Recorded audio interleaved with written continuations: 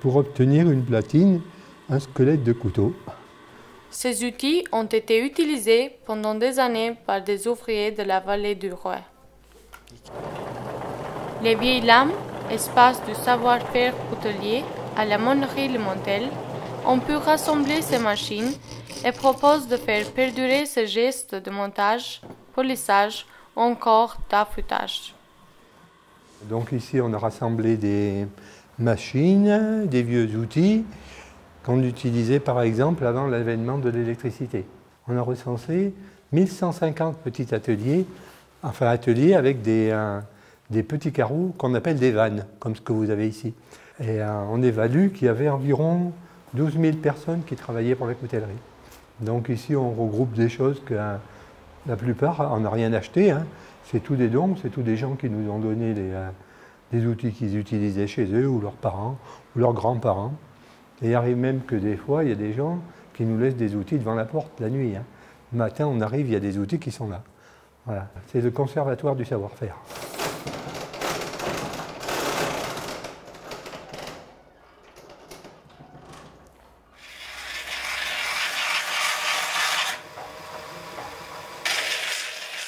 Robert Moulin nous accueille dans son authentique atelier au bord de la Durale. Je suis dans le pays de la coutellerie, les émouleurs. Mon père était émouleur à la main. J'ai commencé les moutures, j'avais 14 ans. Et j'ai jusqu'à 20 ans, voilà, à plat ventre sur la planche. On était 8 émouleurs dans l'atelier que vous avez visité, là. Et disons qu'après, on a monté des machines à émoudre qui ont remplacé les émouleurs. Insensiblement, les émouleurs ont disparu. Il y en avait 700 sur toute la Durole, dans les divers ateliers. Et on était alimenté par l'eau de la Durole, la rivière, voilà, qui faisait tourner des roues à aubes, et on travaillait.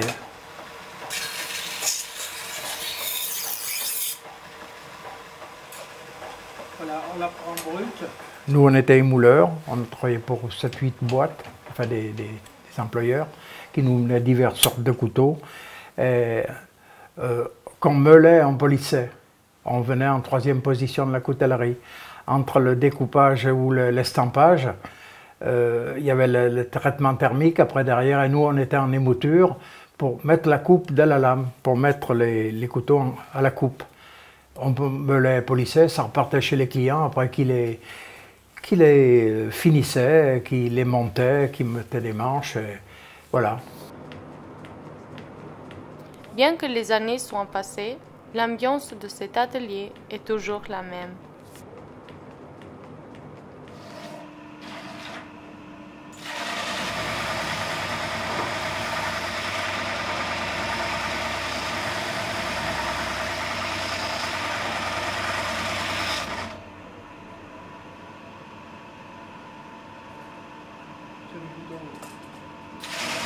Ça travaillait beaucoup sur la Durole, les émouleurs. Il y avait un atelier en haut, il y en avait un autre en bas. Disons que ça se relayait avec l'eau. C'était la Durole qui était la source de, voilà, la source de l'industrie. Puis après, il y a eu l'électricité, alors ça a changé dans le temps. Et quand il n'y avait pas d'eau l'été, ben, ils attendaient l'eau, ils buvaient le canon. Voilà, les émouleurs. Ben, disons qu'il y en a encore des émouleurs, mais il y en a très peu. Des émouleurs à la machine, des émouleurs à la main, il n'y en a plus. Je suis le seul. Et j'ai 82 ans, alors disons qu'il n'y a pas bien de suite. Hein. Mes petits-enfants et mes enfants ne sont pas tournés dans ce sens de travail. C'est dans les usines, il y a des machines beaucoup plus automatisées là maintenant qui font le même boulot. Voilà, mais ça n'a pas disparu, il faut toujours faire couper les couteaux, quoi. En effet, la coutellerie thiernoise reste active et M.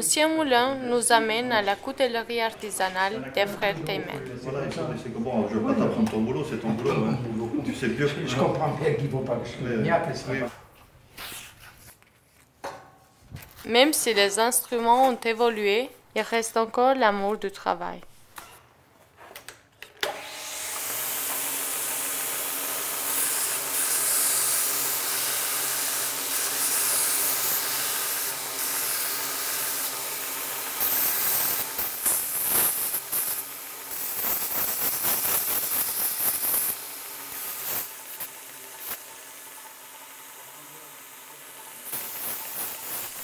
Autour d'un bon thé turc, Mustapha nous raconte son expérience de la coutellerie. Là, on est en train de diminuer les grains et de le polir en même temps et de lui donner sa forme définitive. Depuis 1996, il dessine, prépare et assemble ses propres modèles de couteaux. Il prépare la sortie de sa nouvelle collection, des couteaux d'exception qu'il fabrique étape par étape. Là, on va le lustrer, on va le finir. Il va briller de mille feux. C'est des pépites d'or qu'il y a à l'intérieur. Des feuilles d'or, pardon, pas des pépites. Ça, c'est de la cire d'abeille pour lustrer le manche. Là, on va le lustrer.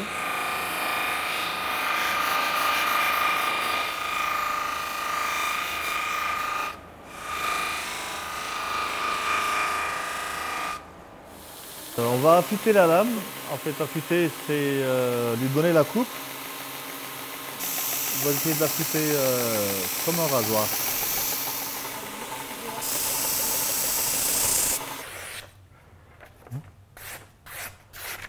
Ça, c'est un métier qui ne disparaîtrait jamais.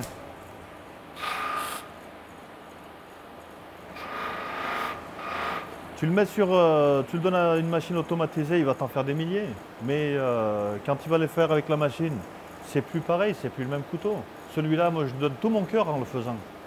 Il a été fait avec de l'amour. Mais une machine ne travaille pas avec de l'amour. Et il ne voit pas, lui. Et quand il ne voit pas, il est obligé de faire des défauts. Mais bon, moi, je vois ce que je fais. Et tant qu'il n'est pas parfait, il ne sort pas d'ici. Une machine n'est pas capable de faire un truc parfait. Et de l'artisanat, ça reste de l'artisanat. Sa vie... Pourquoi je suis tous les jours jusqu'à 1 h du matin ici? Parce que je suis un amoureux de mon travail. Je passe énormément de temps ici et bon, même si je ne travaille pas, je réfléchis, je dessine, je fais pas mal de choses. C'est souvent que je suis tout seul ici, jusqu'à minuit, 1 h du matin. Les gens, je leur dis de venir m'accompagner. Des fois, j'ai des gens qui viennent, bien sûr, des jeunes qui essaient de comprendre ce que je fais et moi, je leur montre ce que je fais. Et des fois, j'en ai aussi qui viennent faire des petits stages de 2-3 jours. Et j'en ai eu 2 qui ont fait des stages plus de 6 mois et ils sont partis très très contents. Et aujourd'hui, quand je les vois réussir, faire des couteaux, je suis très content moi aussi.